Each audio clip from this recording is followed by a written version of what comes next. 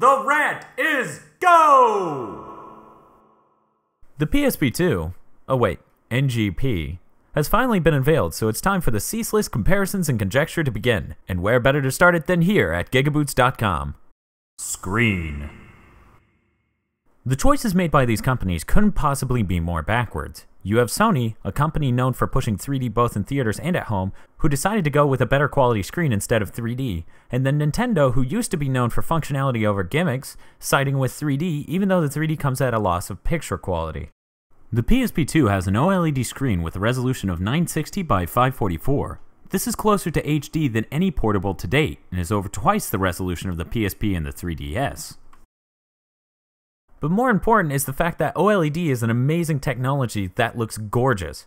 For those who don't know, OLED is nothing like LED backlit screens or LCD screens and implements cutting-edge technology that yields better colors and response times. In fact, Sony's discontinued OLED TV had a contrast ratio of 1,000,000 to 1.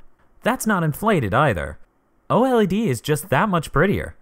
So the point is that the PSP2 screen is gorgeous as hell and lighter than your average screen, while the 3DS's screen is just 3D. The struggle of 3D versus overall image quality is an already important one in the realm of TV, so bringing that battle to portables is an interesting development.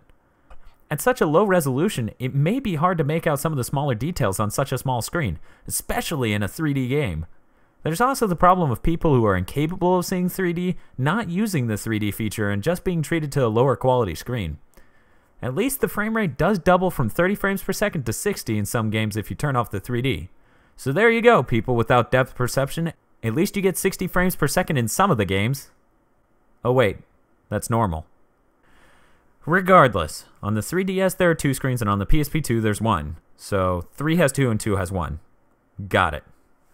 Features. They both have a crap ton, so let me do a real quick list just to get them out of the way. They both have motion control, 2 or more cameras, microphones, ability to read flash media, touchscreen, friends list, and backwards compatibility. How they diverge on the friends list and backward compatibility is especially important, so let's go more into that. Friends list on the NGPSP2 are carried over from your PSN sign-in and don't require a code, unlike the 3DS, which requires a code to register your friends at first. After the initial registration, however, your contacts will be saved in a persistent friends list which will show who's online and what game they're playing. Not as bad as the DS, still not as good as the PlayStation Network. On the topic of backwards compatibility, Nintendo proves the better. It plays all of your DS and DSi games, period. On the PlayStation Portable Move Station 2, you can only play games you bought online for the PSP. Anyone who didn't see this coming is pretty dense. With piracy being so rampant, Sony had no choice but to do this. It's unfortunate for those of us with loads of UMD games we'd love to see on that gorgeous OLED screen, but I understand that this was a necessary step. Some features the PSP2 has over the 3Ds are trophies, Bluetooth, touchpad, and the games for the PSP2 can store downloadable content straight on the flash card. The touchpad is, well, weird, and the space for downloadable content is cool, but it has some caveats. Something I haven't read or heard anyone else bring up is the ramification this has on the used game market. This is going to be a bloody mess. To be honest, I doubt they'll even check. They'll probably just take in all versions of the game at the same price. However, when you go to buy a used game, it's going to be a total grab bag as to what you get with it. Or hell, it may not even work with any account but the original owners. Either way, it's not a pretty picture, but at least it's a nice feature that saves space on your system. Also, the PSP2 has 2 micro joysticks, and the 3DS has 1 slider pad. I don't really have to make commentary on how much people wanted a second analog stick on the PSP, so I'm not going to. What I will say is that the 3DS's primary input being an analog stick will make 2D games a little awkward. It's for this reason that I don't like playing 2D games on the 360 as much as I do on the PS3. Library. The PSP2 only has ports. Pfft, at least the 3DS has, oh shit. But seriously though, on launch day you'll be able to play a great deal of games for the previously released portables and also buy retro games online. When unveiled 9 months prior to the launch, the 3DS had a slew of content available to show. Tech demos, games, trailers for games. They excited us all for the 3D version of the portable future. With the PSP2, they had... well, damn is that gorgeous. They tried to sell us on the idea that porting code from the PS3 to the PSP2 is easy. That programming on the PSP2 is way easier than the PS3 and the PSP are. Well, that's great, Sony, but where are the games? I don't want to play Uncharted again with touch controls added in. Hell, the point of Uncharted is delivering a movie experience in a video game. Large screen, surround sound, dark room, buttered popcorn, butter-covered controller. I don't want to get butter on my PSP2. With no original games announced at this point, it's hard to make commentary comparing the two platforms on this front. The PSP2 just doesn't have much of anything to show. It is really important to note the announcement of the PlayStation Suite, though. With the Android OS's PlayStation Suite, the PSP2 will be able to play PSP, PS1, PlayStation Suite, and PlayStation minigames. That is a lot of platforms with content. Sweet Jesus. So even if we don't have much original content to play at launch, at least we will have a huge assload of games. Strategy.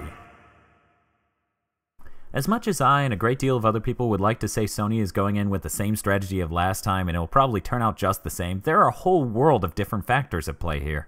First off, the 3DS is a substantially more expensive product than the DS. The 3D gimmick for the 3DS does tend to turn people off and agitate a great deal of people.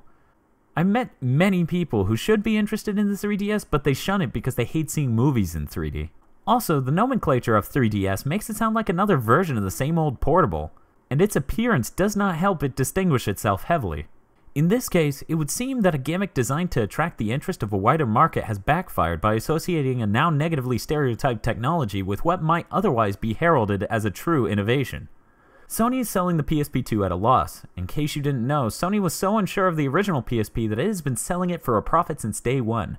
Normally, Sony will take a hit on the hardware, like about $200 per PS3, and make it up in royalties, but with the PSP they decided they couldn't risk it. That's why the PSP is so overpriced. With the PSP2, they've removed the cost of the disk drive and they're now selling it at a loss, so its price should be very competitive with the 3DS's. However, the PSP2 is releasing 9 or more months after the 3DS, so it'll have a lot of catching up to do. Without a strong list of original titles to compel people to hold off on buying a 3DS, Sony may have a hard time marketing their portable after the PSP's lack of profound library.